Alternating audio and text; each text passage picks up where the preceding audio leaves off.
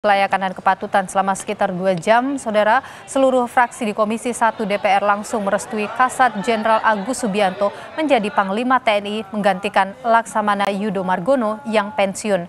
Namun, nama Agus, Saudara, akan dibawa ke sidang paripurna DPR untuk disahkan sebagai Panglima TNI pada 21 November mendatang sebelum dilantik oleh Presiden.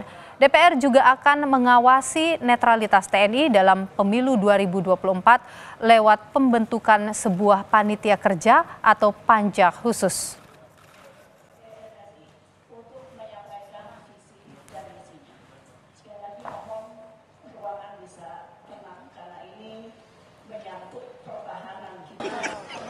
Panglima, dan pada akhirnya seluruh fraksi, 9 fraksi tadi menyetujui untuk pemberhentian Panglima TNI Bapak Yudo Margono dan pengangkatan Panglima TNI Bapak Jenderal TNI Agus Subianto.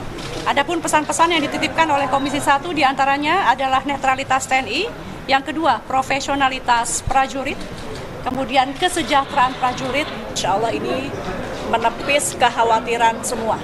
Tadi beliau sudah menyampaikan secara tegas tidak ada keraguan kepada TNI untuk hal netralitas, dan Komisi 1 juga akan mengawal melalui panja. Sejumlah informasi penting